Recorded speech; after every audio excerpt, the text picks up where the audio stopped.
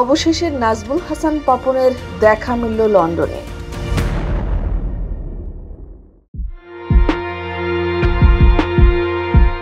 Bangladesh cricket বোর্ডের সাবেক সভাপতি ও সাবেক মন্ত্রী নাজমুল হাসান পাপনের অবশেষে খোঁজ পাওয়া গেছে লন্ডনে। একটি সূত্র জানিয়েছে, সেন্ট্রাল লন্ডনের একটি অভিজাত হোটেলে থাকছেন পাপন। মঙ্গলবার হোটেলের কাছে একটি সুপার স্টোর চেইনস বাড়িতে কেনাকাটা করতে দেখা যায় তাকে। স্বৈরাচার প্রধানমন্ত্রী শেখ হাসিনার পলায়নের সঙ্গে সঙ্গে স্বৈরাচারের অনেক দোসরও রয়েছেন পলাতক। সাবেক বিসিবি সভাপতি পাপনও তাদের মধ্যে অন্যতম।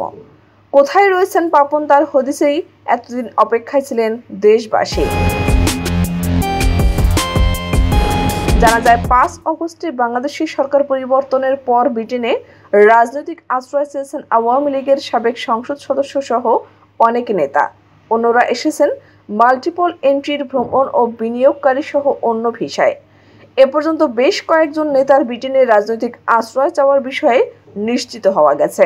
তাদের মধ্যে আওয়ামী লীগের সাবেক এমপি রণজিৎ চন্দ্র সরকার ও বিধান কুমার সাহা আছেন।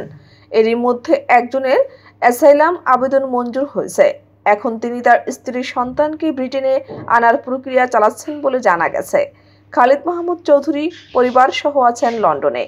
সাবেক মন্ত্রী আসাদুজ্জামান চৌধুরী, জাবেদ, আওয়ামী লীগের সভাপতিমণ্ডলীর সদস্য আব্দুর রহমান, সাবেক মন্ত্রী পরিষদ সচিব ও আওয়ামী লীগের নির্বাচন পরিচালনা কমিটির কো-চেয়ারম্যান কবির বিন আনোয়ারও আছেন লন্ডনে। তবে লন্ডনে অবস্থান করলেও জনসম্মুখে এতদিন আসেননি বাংলাদেশ ক্রিকেট বোর্ডের সাবেক সভাপতি নাজমুল হাসান পাপন। নাজমুল ইসলাম পাপন লন্ডনে আওয়ামী লীগের কোনো কর্মসূচিতেও এতদিন অংশ নেননি। জানা গেছে, পাপন নিজ দলের নেতাকর্মীদের তোপের মুখে পড়তে পারেন এই আশঙ্কায় জনসম্মুখে বের হননি এতদিন। কেননা ক্রিকেট বোর্ডের দায়িত্বে থাকা অবস্থায় তার দুর্নীতি দেশের ক্রিকেটকে ধ্বংস করে দিয়েছে। একথা দেশে বিদেশে সকলেরই জানা। এর আগেও পাপনের একটি ভিডিও সামাজিক যোগাযোগ মাধ্যমে ছড়িয়ে পড়ে।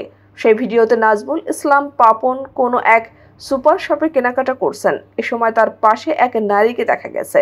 ব্রিটেনের কোথাও সুপার শপটি এবং তার সঙ্গে থাকা নারীটি কে তা বোঝা যায়নি। তবে এর আগে লন্ডনের একটি বাঙালি রেস্টুরেন্টের সিঁড়িতে সস্ত্রীক তাকে বসে থাকতে দেখা যায়। আওয়ামী লীগের এক নেতার কাছ থেকে জানা গেছে, গত 5 অগস্টে আওয়ামী লীগ সরকার পতনের 2 সপ্তাহ আগেই পরিস্থিতি আঁচ করতে পেরে তিনি সস্ত্রীক সহ দেশে থেকে পালিয়ে আসেন।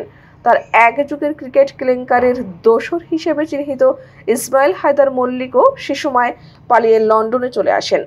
আওয়ামী লীগের রাজনীতির সঙ্গে জড়িত পাপন কিশোরগঞ্জ 6 আসন থেকে সংসদ সদস্য নির্বাচিত হন। সাবেক প্রধানমন্ত্রী শেখ হাসিনা সরকারের সময় যুব ও ক্রীড়া মন্ত্রীর দায়িত্বেও ছিলেন পাপন।